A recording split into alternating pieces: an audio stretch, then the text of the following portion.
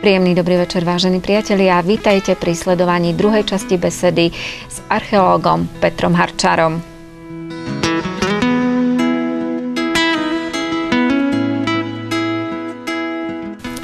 My sme mali v rámci tej vstupnej brány bolo veľa polemík, ako vôbec prístup do hradu bol zabezpečený, ako ten hrad fungoval. Dnes nám už do hradu nevedie žiaden most. Navyše, ak človek príde pred hrad, tak ho delí pomerne hlboká priekopa a taká depresia terénna. Ako to prekonať?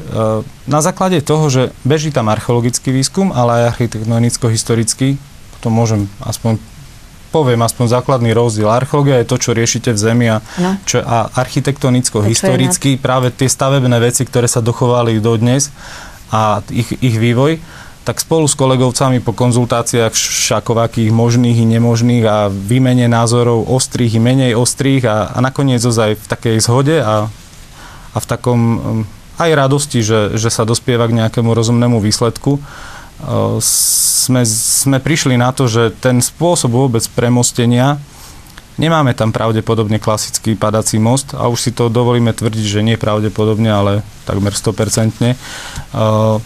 My sme zachytili v rámci vstupnej brány aj takú šachtu a práve tá šachta hĺbka 2,20 alebo 2,30 a zároveň aj dĺžka tej šachty je taká istá. To je práve pre ten tzv. Kolieskový most, ktorý je v podstate na pol osy. Preklápate ho smerom dole, čas sa stýč, keď je zavretý, tak v šachte je polovica mosta padnutá. Ak sa zase zlomí a otvorí sa brána, tak sa krásne po ňom dá prejsť. Okay. A tá vstupná vôbec Zborovský hrad je zaujímavý ešte tým, že on má minimálne 3 brány. Takže my kopeme tú najmladšiu a tú najväčšiu. Ale potom, keď prechádza človek hradom, a aj tak, ako ho vedú chodničky... Áno, to ste nám potom ukázali, tak prechádza tou gotickou bránou, ktorá ho púšťa v podstate do toho hradu z 15. storočia. No a potom je tam ešte, už skôr v polemikách, ale určite niekde je, len ju musíme vykopať. Musí byť ďalšia, ešte tretia minimálne brána, ktorá nás pustí do Horného hradu, lebo ako by sa tam človek dostal. Ale aj tak je to veľmi zaujímavé na tej vašej práci, že v podstate robíte len na základe nejakých domnienok, nejakých nákresov, ktoré možno ešte zostali a musí to byť potom taký veľmi dobrý pocit, keď človek vlastne sa mu potvrdí aj tá jeho hypotéza zatiaľ a objavíte niečo, čo ostane vlastne zaznamenané už pre tie ďalšie generácie, takže to je na tom úžasné, na tej vašej práci. Vy ste nám vtedy spomínali, už keď sme rozprávali aj o tej architektúre, že vás zaujalo aj to, ako boli tie múry budované zaujímavo, teda nejakým riadkovaním a vlastne každý z tých múrov má až do 2 metrov šírku. Tá stredoveká technika murovania je zaujímavá. Jednak tým, že dnes fungujeme s úplne inými technológiami, samozrejme. Dnes nie je problém zabetonovať aj pri minus 5 stupňoch alebo koľkých, dá sa nejaká zmes a všetko to fajne tvrdne a cement a vôbec betón ide. Stredovek betón nepozná. Stredovek funguje a vôbec Zborovský hrad je postavený na tzv. Vápených maltách. Celý ten hradný kopec je vo flišovom pásme, fliš, tým pádom všetko, čo to okolo nás máme pieskovce. Ten pieskovec je materiál, ktorý je vďačný na murovačku. Veľmi dobre sa z neho robí. Na druhej strane nie je tak trvácný ako napríklad andezit. Šarišský hrad je postavený na andezitovom kopci a to je tvrdý zvonivý kameň, ktorý sopečná vyvrenina. No, úplne iné vlastnosti. Ten náš hrad, to spôsob toho stredovekého zakladania, sme na hradnom kopci. Založený všade, kde sme zakopali zatiaľ, to bolo založené ozaj základy na skalu. To znamená, že nepúšťali to do nejakých nestabilných geologických podloží, ale ozaj na tom nemohlo sa stať, že sa skala posunie, že? Tak však sa aj hovorí, že muž múdry staval svoj dom na skale a hlúpy na piesku. A tak to aj potom skončilo, keď prišla potopa. Tak ten Zborovský zatiaľ všade ozaj, kde sme mohli kopať a kde boli aj nejaké statické menšie sondičky, že trebalo len odhrabať, tak je na skale. A potom to samotné murovanie, ako idete hore, dnes máme lešenia, poskladáte mobilné, nemobilné, rúrkové, tak celkom to tak nefungovalo. Lešenie ľudia poznali, ale to bolo drevené.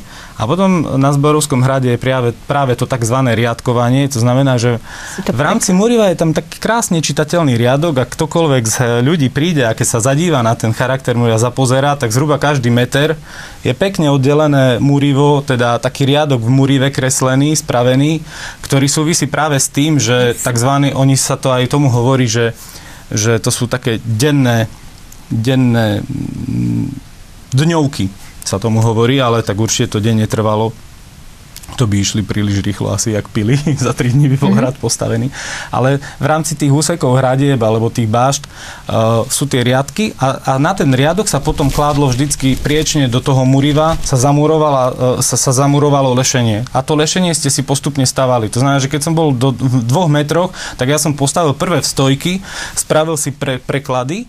A aby sa zo mnou nevyvrátil, tak som to kotvil do toho samotného 2-metrového Múriva. A častokrát priebežne cez celú šírku Múriva a obmuroval som to drevo, doslova som obmuroval a dnes máme výsledok taký, že to drevo niekedy máme zachované v tom Múrive, čo nám zase pomáha pri datovaní výstavby, lebo drevo cez letokruhy sa už dnes dá datovať čas zoťatia stromu. Ale druhá vec, a potom to aj efektne vyzerá, také tie diery, kde ľudia si myslia, že čo to je, jak to hrozne, alebo ja neviem, jak to vyzerá, to práve súvisí s murovacou technikou.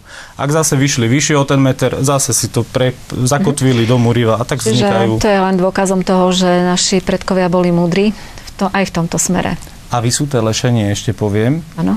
Oproti, a to dnes majú možnosť ľudia, tí, ktorí nebudú otáľať a tí, ktorí sú takí poznávania chtiví, tak to, čo robí vysuté lešenie vykonzolované smerom von, tak to majú možnosť vidieť na hrade Zborovskom dodnes, lebo chlapci tam postavili drevené lešenie, ktoré je na jednej z bášt.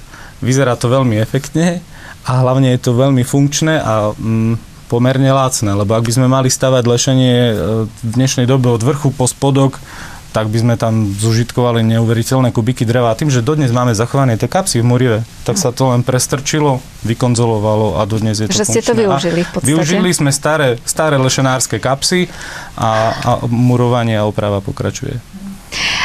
Ako sme už v úvode uviedli, vlastne vaša poloročná práca, myslím nielen tých aj dobrovoľníkov, ale teraz konkrétne vaša, priniesla efektné výsledky, nové poznatky, ktoré ste sústredili.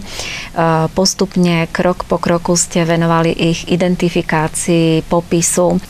Ak je archeológia robená tými metódami, ktoré ona všeobecne dané má, to znamená, že sa robí ručný výkop.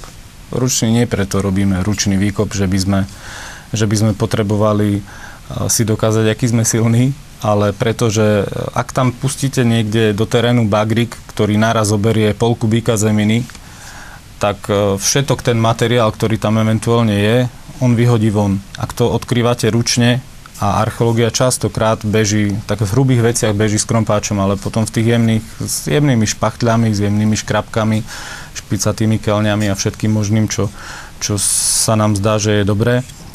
Zachytíte aj úplne drobné čriepky. Tento kus hrnca, zatiaľ takýto, určite bude ešte väčší, zložený z nejakých 15 kúskov.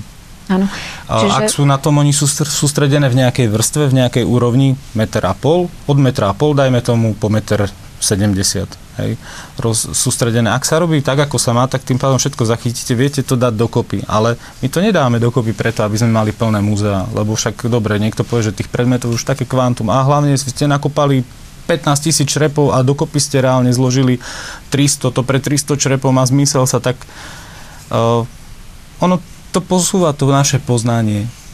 Ten hrniec na základe profilácie, ktorú on má, ten okraj napríklad je profilovaný. Na základe toho, že je znútra zelená glazúra, ktorá už mala pomôcť tomu, že by nevpíjal, tak ako stredoveké hrnce nezvyknú byť glazované. Renesančný toto je hrniec.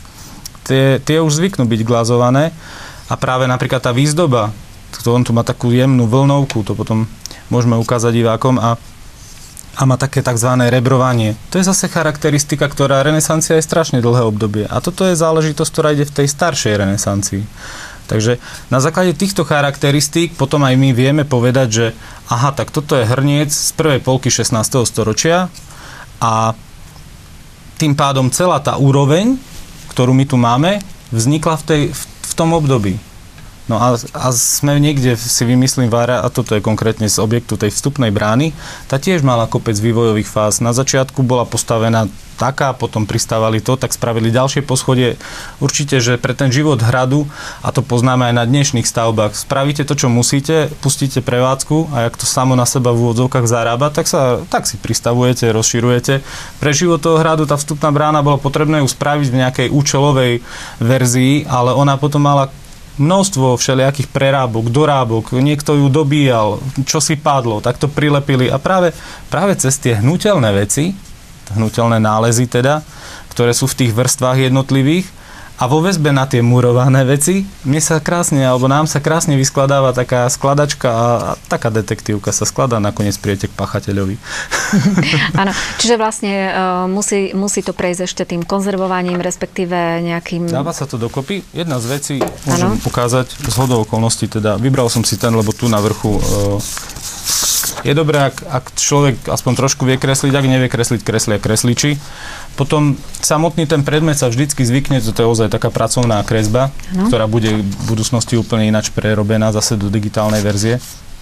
Samotný ten nález sa zvykne kresliť, ak je taký zmysluplný. Nie každý čriep pokreslíme, tak to by sme asi nedokázali, ale on sa potom prekreslí a na základe toho sa hľadajú analogie, podobné veci, ktoré súvisia so životom na hradoch a veľakrát vykopeme veci, ktoré absolútne nemáme predstavu o tom, na čo slúžili, alebo si nevieme rady zadatovať a cez tie všelijaké vzťahy, väzby, ktoré tie hrady medzi sebou mali a ktoré fungovali v rámci nášho územia a nášho regiónu, tak my vieme potom povedať, že toto, tak na našom hrade síce sme ho zadatovať nevedeli, ale na Brekove si teraz vymýšľam, na Brekove v tomto hrnci obdobného tvaru našli mincu z roku 1450. A už sa kdesi posúvate. Čiže ak sme začali tým hrncom, môžeme pokračovať ďalej. Vy ste vtedy už, keď sme boli u vás v oktobri, vraveli, že vlastne najväčšie množstvo nájdených úlomkov tvorí práve tá kuchynská stolová keramika. To teraz tu nemáme, ale vy ste tam mali celý stôl, možno, že teraz ukážeme aj našim divákom. Tu som zobral len také ozaj kúsky tej kuchynskej stolovej. To tvorí až 60%, ste vraveli? To minimálne. V podstate to je, črepy ako také tvoria kvantum, črepy ako také tvoria určite 70% všetkých nálezov, možno niekedy aj viac.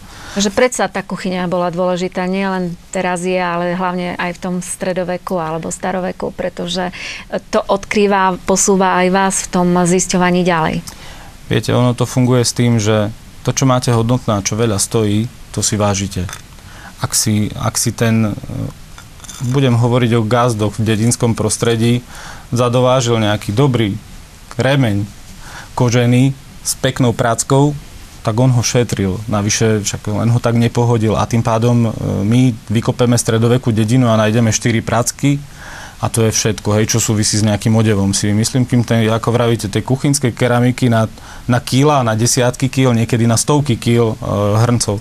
Tak lebo predsa, my fungujeme dnes pri nejakých nerezových a predtým babky naše pri smaltovaných hrncoch, ale keby sme skúsili váriť v tom, stačilo trošku ťuknúť a už to bolo odbité. Takže to bol spotrebný tovar. Tak ako dnes nikto nerieši igelitovú tašku. Čiže, ale predsa by som povedala, že medzi tou keramikou kuchynskou, ktorá sa používala, sa zachoval aj takýto, ste objavili úžasný kúsok. Možno teraz na kameru a vy môžete popisovať, čo to je. Tak nie je keramika ako keramika, to je pravda. Toto je taký ozaj asi najkrajší nález vôbec minuloročnej sezóny.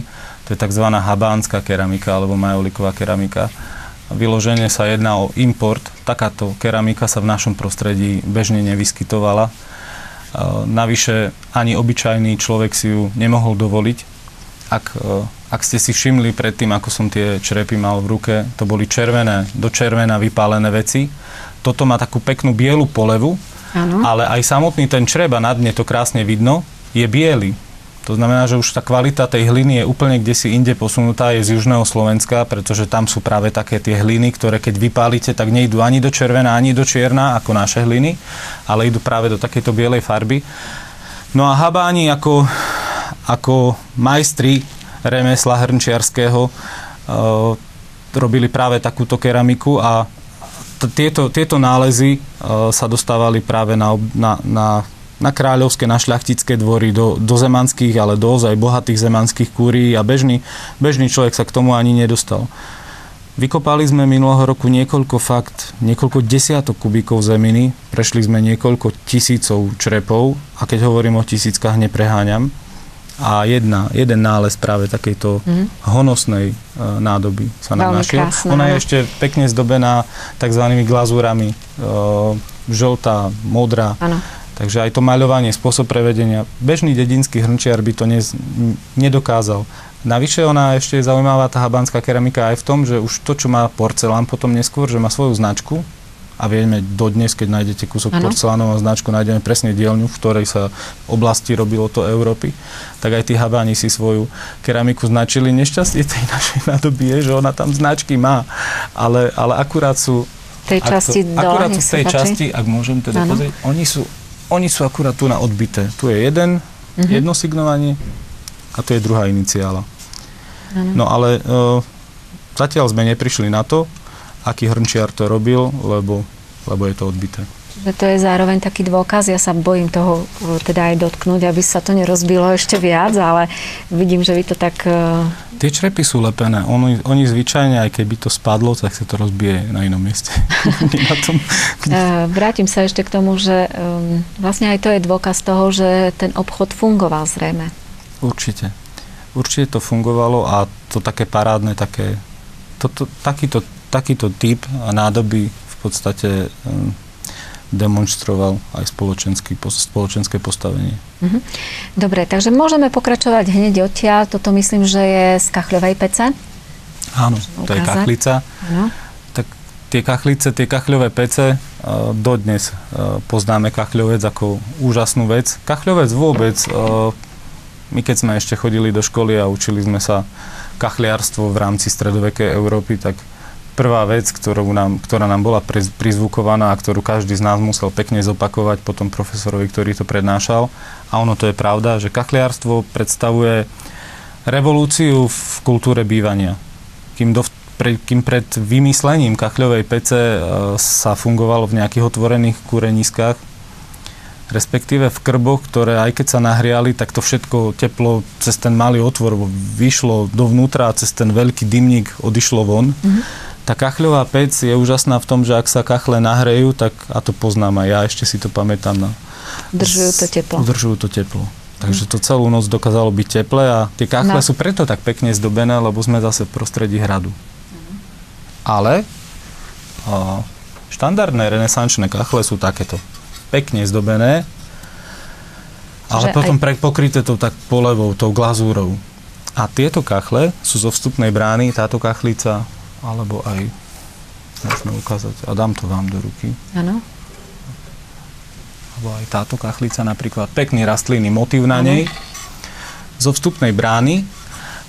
A tieto kachlice síce relief, ornament majú, ale už tá glazúra, to také celkové dokončenie toho prevedenia tam už chýba, pretože zase na vstupnej bráne armáde trebalo účelovú kachľu, ale už si až tak si záležať ten kachliar na tom dokončení, na tej definitívnej výzdobe nedával, však zase to stálo aj peniaze a na to, aby to splnilo účel, to bolo, ale už to nebol reprezentačný priestor nejakého horného pána. A potom tam máme ešte jednu kachľu, ktorú chcem vám ukázať, a tu môžete ozaj zase ukázať. Dvakrát je tu ten istý motív, ale tá kachlica to je takzvaná cisárska, však dvojorlica, rakúsko-uhorský znak, oficiálny. Tie kachle sú ozaj pekné, nachádzajú sa aj v mestskom prostredí, ale hlavne na hradoch takéto nachádzame a súvisí to práve s tým je to v podstate erbová kachlica takzvaná. Takže tá orlica v jednej ruke drží meč a v druhej drží žezlo a nad hlavou má korunku. Oficiálny štátny symbol. Áno. Zadná strana, ešte vás prepáčte, zadná strana tých kachlíc je čierna, samozrejme odýmená od ohňa. Čiže je to dôkaz aj to, že naozaj slúžilo svojmu účelu. Vy ste nám vtedy ukazovali aj tie šindle, ktoré zrejme v tom období mali len tu v meste. Že svedčí to o tom, že na hrade boli bohatí ľudia? To je tak, že zo šindlové strechy na tom hrade museli byť, lebo dnes sme mali práve veľkú diskusiu o tom, že aký spôsob zastrešenia a aká krytina bola na hrade, alebo respektíve v tom období dávaná, tak určite vieme, že plech nie, lebo plech súvisí práve s výstavbou železnice a keď sa spravila tá bohumínska železnica a valcovne začínajú fungovať, tak v tom 19. storočí rozmach plechu ako lacná a trvácna krytina. Ale dovtedy ozaj nám strechy fungujú šindel, slama v tom dedinskom prostredí, no a na hradoch po šindloch je kvantum klincov a to sú také tie veci, ktoré súvisia, neviem, či sa to dá priblížiť. Áno, máte. Ktoré súvisia s tým nabitím tých 10 000 šindlov po tých drevených strechách. Ale Zborovský hrad, ako taký ozaj sídlo maximálne možného honoru, tak tu je nádherná korytková krytina. A to je taký z toho sa napríklad tiež tešíme, lebo to je doklad toho, že sa tam používala aj pálená krytina, nie len šindel. Dobre, takže máme tu ešte ďalšie, možno na ukážku veci. Máme tu veci súvisiace s militáriami, to znamená so zbraňami. Hrad sa bránil, na hrad bol aj dobývaný. Strelky veľké, malé, široké, úzke, všetky možné. Toto sú strelky z kuše, tie, ktoré držím v ruke. Táto je zaujímavá konkrétne, ak sa to bude dať potom ukázať. Tým, že ona okrem toho, že to je železná strelka, ale ona je ešte platovaná medeným plechom, tak to je také nie celkom štandardné. Vidíte, že to leskle, to je meď. Potom taká menšia strelka vedľa nej. Kuša je typická obranná zbraň. To znamená, že aj naši bardejovskí mešťania, keď sa bránili z hradieb, kuša nemá ďaleký dostrel, ale má veľkú priebojnosť, prieraznosť. Teda tým, že ju cez tie kladky naťahujete, tak to ozaj letí a ničí. Kým zase luk bola zbraň charakteristická skôr pre dobyvateľov, lebo to ste boli 300 metrov od hradu a strechu ste dokázali zapáliť, lebo to letelo ďaleko. Takže na hrade máme kvantum ozaj streliek, ale najmä máme aj strelky zo šípov, a to oveľa menej, ale z kuší vo veľkom množstve. Hovoríme o renesancii a renesancia už je obdobie, kedy prichádzajú palné zbranie do módy, už vo veľkom, teda už sú bežnou záležitosťou, takže guľky, ktoré menšieho kalibru, železné, ktoré máme aj z viacerých častí vôbec hradu. Toto sú konkrétne zo vstupnej brány. No a keď som hovoril všelijaké nože, tu je pekný nôž aj s rukoveťou. Tomu v podstate chýba len zrezať ostrie a dobrusiť ho a obloženie kostené, alebo drevené, ktoré sme nenašli. To je taký ozaj pekný. Máte tam aj rukoveť takého stolového noža. Áno, tak to môžete ukázať. Áno. To je veľmi pekná vec. To je taká perforovaná, takzvaná rukoveď. Čiže dali si tiež záležať. Dali si záležať. To, keď vidíme niekedy v historických filmoch a rozprávkach, že to pánstvo stoluje s parádnymi príbormi, no tak že toto je takto. To je nejaký taký jeden z nich. Taká veľmi pekná záležitosť. No a potom ešte...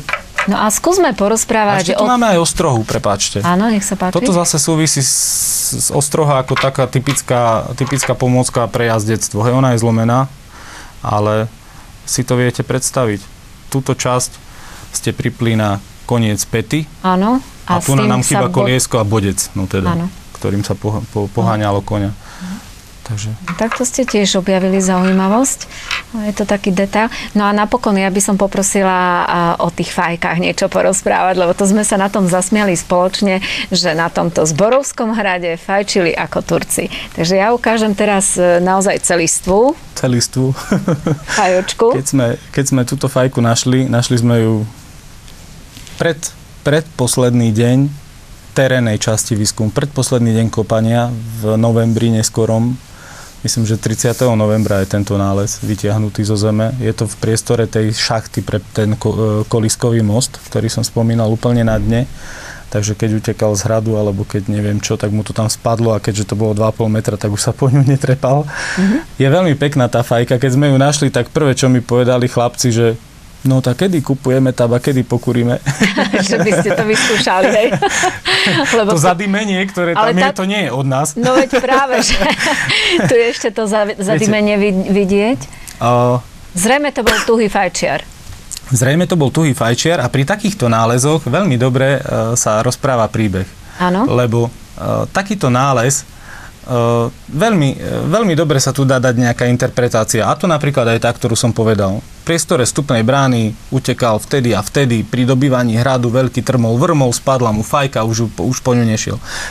Lebo takéto fajky sa bežne nenachádzajú. Ano. Ale to zdobenie a tie ornamenty sú veľmi pekné. Štandardne nachádzame nálezy žiadnych fajok. Áno.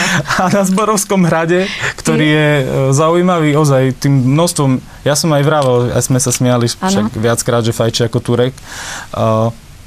Ja neviem, prečo je tam tých fajok toľko v takom množstve, lebo bežne nájdeme 1, 3 fajky, 5 fajok, tak už hovoríme, že máme súbor fajok. Zo Zborovského hradu nám pochádza 40-50 fajok. Väčšinou ja som vybral také veľké fragmenty týchto fajok, ale oni sú väčšinou v takýchto kúskoch a ešte menších, lebo on ten dotyčný majiteľ tú fajku vyhodil vtedy ozaj, keď sa mu rozbila na drobné kúsky a už sa nedala použiť.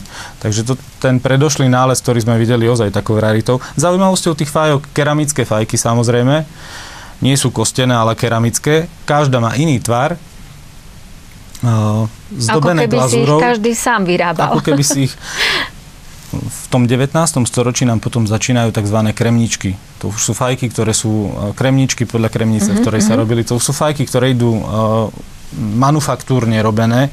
Jedna rovnaká ako druhá podľa formy. Aj tieto fajky sú vtlačané do formy a ešte pri kachliciach som mohol a zabudol som povedať, kachlice sa tiež tak robia, že medzi honosnou kachľou a medzi nehonosnou kachľou je ten rozdiel, že pokiaľ si zaplatili kachliara, ktorý fungoval na hrade niekoľko týždňov alebo mesiacov, alebo dostal objednávku na niekoľko kachiel, tak ten kachliar mal svoje predrezané formy z dreva, do ktorých to otlačil, vyšiel mu ten pekný ornament a potom v druhej fáze už ich zdobil. Buď ich nezdobil, ako to máme z tej brány vstupnej, kde to jednoducho účelová kachľová pec, alebo ich zdobil a tie glazúry nemusia byť len také zelené, ako sme mali, ale môžu byť fakt celé farebné, ako je to na tom peknom majolikovom džbáne robené. Že niektoré kachlice, ktoré aj zo Zborovského hradu máme, majú aj 5 rôznych druhov odtieňov toho zdobenia. No tie fajky sú ten istý princíp, že do formy spravená fajka otlačená. Myslím, že sme ukázali všetko, čo tu máme, to ešte posledné. Ešte mám jeden pekný záber, teda nález drumbľa. Ja ako muzikant ma to potešilo. Aha. Škoda, že tam nie je to stredové pierko, s ktorým by sa hralo. No, ale takže to je tiež zaujímavé. Ústnu harmoniku nemali, ale drumbľa. Takže môžeme možno ešte doplniť, že popri týchto nálezoch, ktoré ste tu doniesli ukázať, vlastne to je z toho posledného obdobia, čo sa vám podarilo zachytiť. Našli ste aj dekorácie s odevou, nám ste ukazovali, myslím, že tam boli peniaze, kamenné nástroje dokonca. Samozrejme. Máme tam aj kamenné nástroje, sú zaujímavé tým, že súvisia s obdobím práveku. Hrad v práveku určite neexistoval, ale... Možno bolo sídlo nejaké. Ale osídlenie na... Vôbec tá Ondavská vrchovina a ten hrad vyznieva v podstate v tom predpoli alebo na tých krajných hrebeňov Ondavskej vrchoviny. Ondavská vrchovina v období neskorej doby kamennej je charakterizovaná osídlením takzvaného ľudu východoslovenských mohyl. My nevieme, aké etnikum to bolo a preto archeologicky si dávame tzv. Kultúry archeologické. No a tuto kedysi dávno kolegovia starší a dnes už nežijúci pomenovali ako ľud východoslovenských mohyl, pretože sa to sústreďuje to osídlenie na východnom Slovensku. Vieme, že sú to pastieri, že osídľujú horské chrbty, ale nie Čergova, ktorý je veľmi vysoký, ale idú od nadmorskej výšky 300 do tých 600 metrov nad morom a mohylový ľud práve preto, že pochovávajú svojich mŕtvych pod kopcami vysokými niekedy aj 2,5 metra mohylami a v polesoch napríklad Kožany, Šapinec, tu nám máme hneď od Kľušova celý mohylník niekoľko kilometrový. Hankovce, veľký mohylník.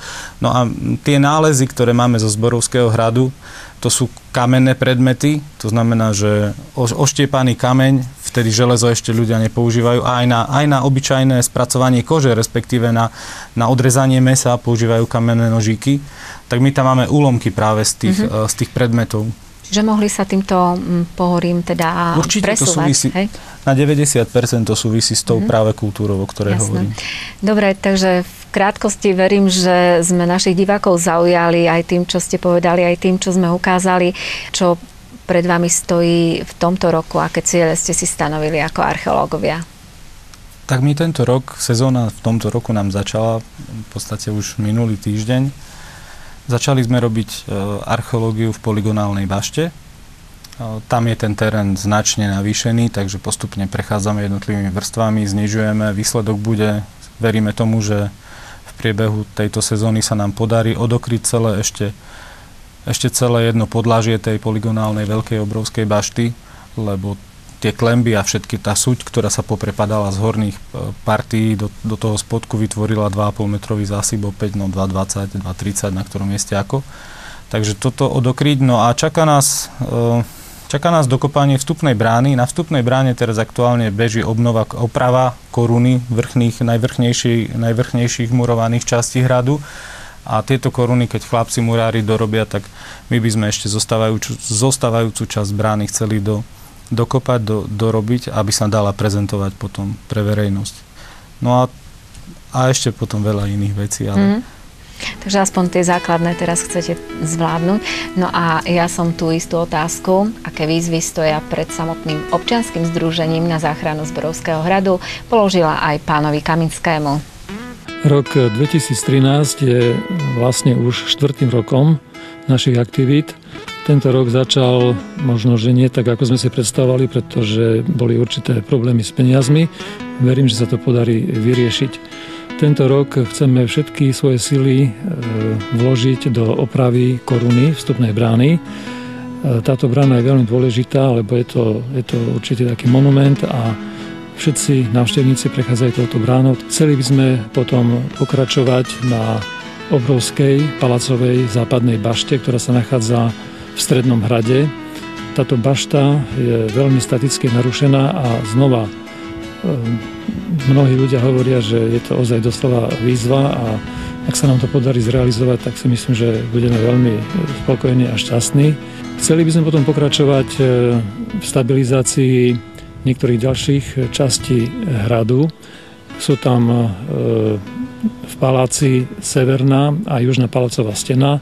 Hlavne tá severná je veľmi narušená.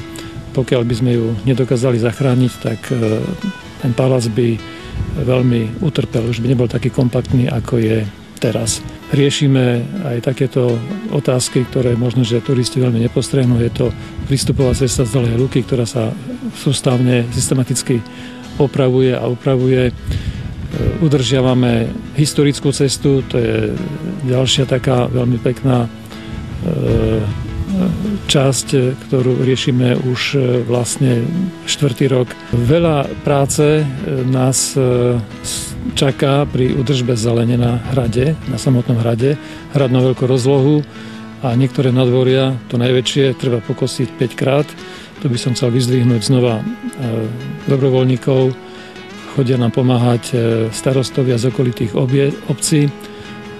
Kedysi Makovické pánstvo malo 114 obcí, tak sa niekedy úsmevne vyjadrujeme, že chodia pracovať na hrad podanské obce, že chodia podaní na pánske, áno.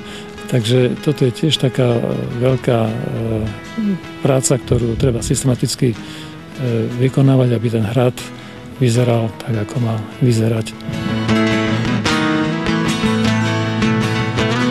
Pán Harčár, ako chcete prezentovať tieto nájdené veci? Všetky tieto nálezy by mali raz byť prezentované v rámci obce Zborov, ktorá má ambíciu zriadiť nejaké múzeum v rámci hradu.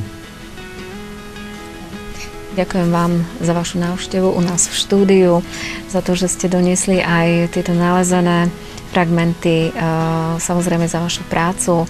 Nech sa vám darí a nech sa darí naplňať možno to ďalšie posolstvo, ktoré teraz pred vami stojí. Všetko dobré, pekný večer. S vami, vážení diváci, sa lúčim. Želám vám príjemný a pokojný večer. Dovidenia.